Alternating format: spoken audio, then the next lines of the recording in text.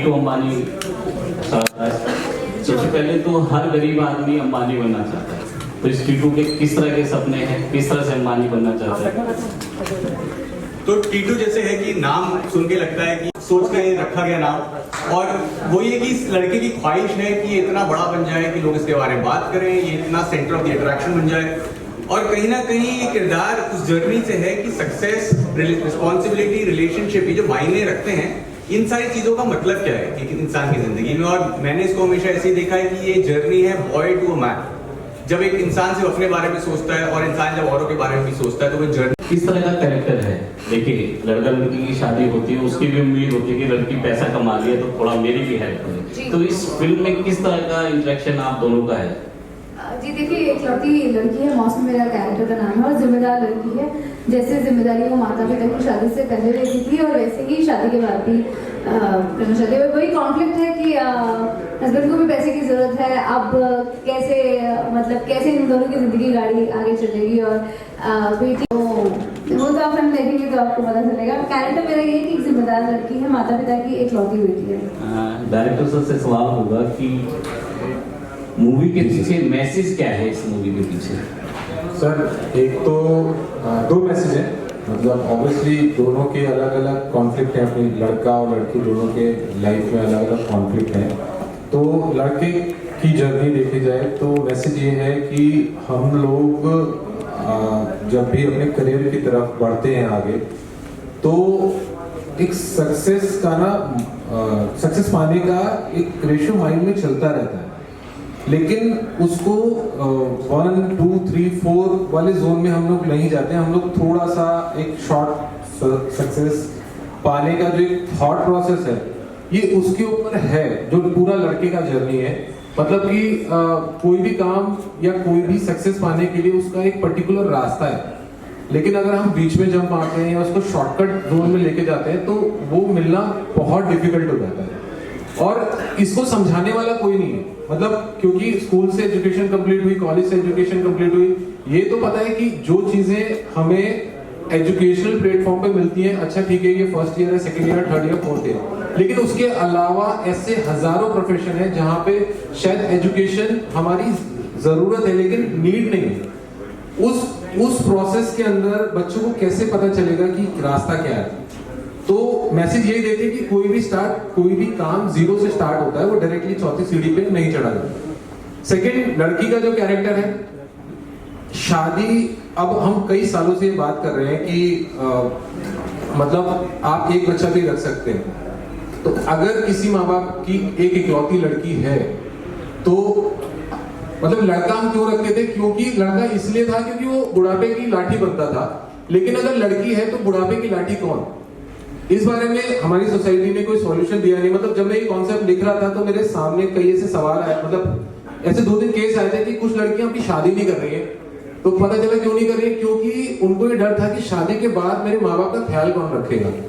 तो तब मेरे दिमाग में यार इसका सॉल्यूशन हमारी सोसाइटी ने दिया नहीं है, क्योंकि शादी के बाद तो या तो पति से पूछ के देंगी माँ बाप को पैसा, या फिर छुपा के देती है, और थोड़ा सा अगर है लड़की बोल्ड है या समझती है तो उसको भी देने में कठिनाई होती है, लेकिन वो उतना कंफर्टेबल नहीं है। जो लड़के के साथ बिल्कुल कंफर्टेबल है उसको पूछना नहीं पड़ता कि भाई मैं अपने माँ बाप का ख्याल रख रहा हूँ कि नहीं।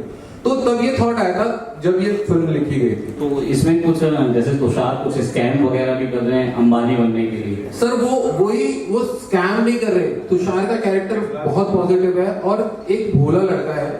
मैं बोल रहा हूँ ना कि हमें ये पता नहीं है कि जर्नी है क्या, हमें जो दिखता है हम उसी पे काम करना शुरू कर देते हैं। या हम किसी को भी, अब जैसे बहुत सारा होता है कि एक मोहल्ले में एक दुकान बहुत ज्यादा चल रही होती है, मतलब कोई कैफे खुला है, बहुत भीड़ लगी हुई है, तो सडनली माइंड आता है कि यार मैं भी कैफे खोल लेता हूँ। बट उस कैफे वाले की जर्नी क्या है ये हम नहीं ध्यान देते। तो तुषार का कैरेक्टर वही है कि वो इन्फ्लुएंस होके उस काम को करने लग जाता है, लेकिन उसका वे क्या है, एक्चुअल वे वही जर्नी है। लास्ट में वही कंक्लूजन भी है कि मतलब इस काम का वे आउट क्या है, इसको पाने के लिए हमें क्या एग्जैक्टली करना चाहिए। मैं बस ऐड करना चाहता हूँ जिन्होंने बोला कि आजकल ना हमने इतना ज्यादा सोशल मीडिया कह लूं या एक इतना ज्यादा इन्फ्लुएंस होने का समय आ गया जब हम एक दूसरे को देखते हुए कहते हैं वो बहुत अच्छा कर रहा है, अभी मैं चाहूँ मुझसे अच्छा है वो कर रहा है, बस मुझे वो मिल जाता ना तो लाइफ मेरी अच्छी हो जाती।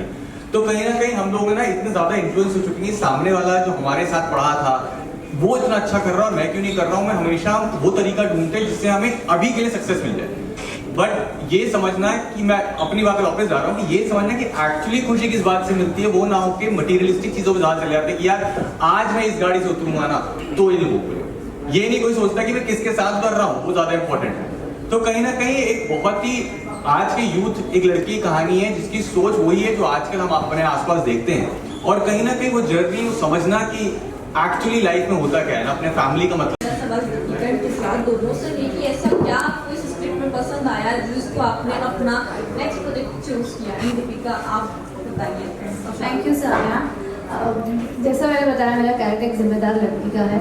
तो शादी के बाद जब आप भी काम कर रही हैं और मुझे ऐसा लगता है कि हम सबको हमारे मम्मी पापा ने काफ़ी इन्वेस्ट किया है और ये कैरेक्टर भी ऐसा ही है। तो मुझे एज एन एक्टर लगा कि मेरी जिम्मेदारी है। आज तक आप मुझे इंस्पिरेशन रोल में देखते हैं और मुझे लगा कि इस रोल को मेरी ज़रूरत है और मैं शायद इसको अच्छे से कर पाऊंगी। और चैलेंजिंग था, ये ऐसा नहीं है जो मैंने पहले किया हो। इसकी बॉडी लैंग्वेज, डायलॉग डिलीवरी, हर चीज़ डिफरेंट है।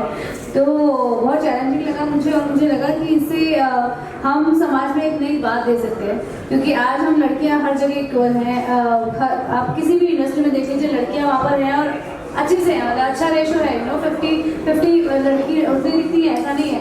तो हम काफ़ी जगह आगे बढ़ गए हैं। मगर जब बात आती है जिम्मेदारी की, रिस्पॉन्सिबिलिटी की, तो कभी वही किसी लड़के से नहीं पूछा जाता कि वो अपने माता पिता का ध्यान रखेगा कि नहीं शादी के बाद, मगर लड़की के लिए सवाल हो जाता है। तो वो एक बहुत रिलेटेबल चीज़ है जो हम लड़कियां सब फेस करती हैं शादी के बाद। हमारे माता पिता ही खुद ह्यूमिलेट फील करते हैं अगर हम उनकी मदद करना चाहें तो। मम्मी पापा ही नहीं लेते। अगर आज मैं भी अपने मम्मी पापा की मदद करने जाऊँ तो वो भी नहीं अब तुम पराया धन हो। तो मुझे लगता है आज हम यंगस्टर्स हैं और हमारे ऊपर जिम्मेदारी है समाज को बदलने की। और वो रिचुअल्स हैं, ट्रेडिशन हमारा ऐसा है। मगर उस टाइम पर कई सारे बच्चे होते थे और लड़कियां बाहर जाके काम भी करती थी। माता पिता उतनी अच्छी एजुकेशन नहीं देते थे। आज माता पिता अच्छी एजुकेशन देते हैं, जैसे लड़के को दे रहे वैसे लड़की को देते हैं। तो मुझे लगता है उनको पूरा हक है बुढ़ापे की लाठी अपनी बेटी को बनाने का, और बेटी को भी पूरा हक है कि बुढ़ापे की लाठी वो उनकी बने अगर उनको उनकी जरूरत है तो इसमें ये नहीं है कि हाँ मैं ये बोल रही हूँ कि शादी के बाद अपने माता पिता के साथ ही रहो, ऐसा नहीं है। जो कई बार मुझ पर सवाल आ रहा है। आप फिल्म देखेंगे तो कई सारी चीजें आपको पता चलेंगी, क्योंकि हम अभी उतना खुल के बात नहीं कर सकते जैसे, क्योंकि ना सस्पेंस तो कैसे खोलेंगे। तो फिल्म देखेंगे तो बहुत मजा आएगा, क्योंकि डायलॉग्स बहुत अच्छे हैं, परफॉर्मेंसेज बहुत अच्छी हैं और बाकी तो आप सब देख ही रहे हैं, गाने भी बड़े अच्छे हैं। लेकिन कर रहा है इस काम और मुझे लगता है कि कहीं ना कहीं रिस्पॉन्सिबिलिटी थोड़ी बन गई है खुद के लिए कि मैं जो भी, लकीली मैंने कभी ये नहीं देखा कि लीड रोल था कि नहीं लीड रोल था, बट जो भी प्रोजेक्ट्स करे वो इस तरीके से बने कि जब फाइनली इस तरह से क्रिटिकल अप्रिसिएशन मिला, वो कहीं ना कहीं आप पे रिस्पॉन्सिबिलिटी डालता है अगला जो आप काम करें वो उससे नीचे ना जाए। इसलिए आश्रम के बाद टाइम आया मैंने जो प्रोजेक्ट साइन करे, ये इसलिए था बिकॉज जब पढ़ा तो पहली बार मुद्दा इतना कॉमन है, हम सबसे रिलेट करता है, ना कि एक 20-22 साल लड़के से, हम सबकी उम्र से भी करता है।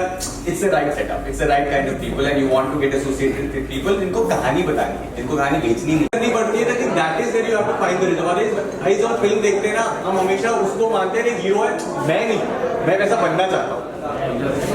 ये बोल पाना कि यार नहीं या मेरा भाई ऐसा ही है, that is where you have to find the thing बोलती है हम लोगों के लिए।